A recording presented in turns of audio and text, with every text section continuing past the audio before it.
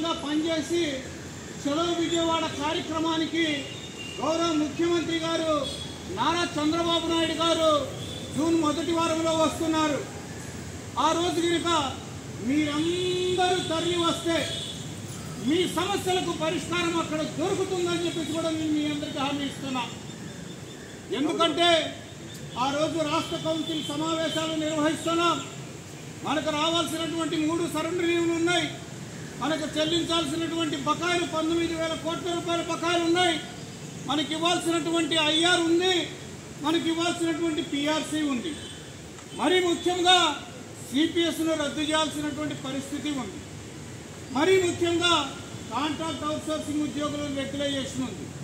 ఇవన్నీ చేయకుండా ఈ ప్రభుత్వాలు మీన వేషాలు వేస్తున్నాయి. కాబట్టి మనం తప్పనిసరిగా ఈ జెండాను భుజాన వెతుకున్నాం.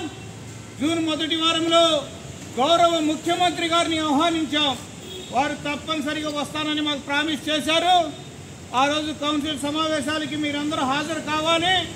ఇక్కడ నుంచి ఒక ప్రత్యేకమైన బస్సు పెడుతున్నాం మీ వరకు డిపార్ట్మెంట్కి. మీకు స్నాక్స్, భోజనాలు, మీకు స్పెషల్ అక్కడ కాటేజ్ కూడా ఉంటుంది. దానితో పాటు మీకు అకామిడేషన్ కూడా సపరేట్గా ఉంటుందని చెప్పేసి నేను తెలియజేస్తున్నా.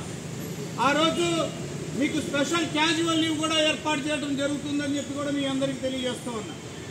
మీరు ఉదయాన్నే 9 గంటలకు జూన్ మొదటి వారంలో ఇక్కడ బయలుదేరి 10:30కు విజయవాడకు రండి. చక్కగా మీ పని చేసుకోండి. గౌరవ ముఖ్యమంత్రి గారు చెప్పేది వినండి. మేము ఇచ్చేటువంటి అర్జీలు ప్రతి ఒక్కటి ముఖ్యమంత్రి గారి దృష్టికి వినిపిస్తాం. మీరు తప్పనిసరిగా వాటిని విని మీరు సంతృప్తి చెందితేనే ఈ సంఘంలో కొనసాగండి. లేకపోతే భాషా గారు మా ఆఫీస్కి మీరు రావద్దని చెప్పేసి కూడా చెప్పండి అని చెప్పేసి మిమ్మల్ని అందరినీ కోరుతున్నాం. ఏ సంఘ నాయకుడైనా సరే మీ దగ్గరకు వచ్చి మీ సమస్యలు ఉన్నాయని చెప్పేసి అడిగినటువంటి దాఖలాలు ఉన్నాయా అని చెప్పేసి నేను మిమ్మల్ని అడుగుతున్నా. నేను వస్తున్నా మీ దగ్గరికి ధైర్యంగా. మీ సమస్యలు ఉంటే చెప్పండి అని చెప్తున్నా. మీ సమస్య పరిష్కరించకపోతే నా ట్రైన్ దిగి వెళ్ళిపోండి అని చెప్పేసి కూడా చెప్తున్నా. మీరు నాకు 100 రూపాయల రసీదు కట్టారు. ఆ బాధ్యత నాకు ఉంది. అంటే నెలకు 8 రూపాయలు 50 పైసలు నాకు చెల్లిస్తున్నారు. మీకు భాషా గారు మీరు పని చేయలేకపోతే నా నెలవారీ 8 రూపాయలు 50 పైసలు తిరిగి చెల్లించమంటే నేను దాన్ని చెల్లించడానికి సిద్ధంగా ఉన్నానని చెప్పేసి కూడా ఈ సందర్భంగా తెలియజేస్తాను. ఇప్పటికైనా సరే మించిపోయింది లేదు.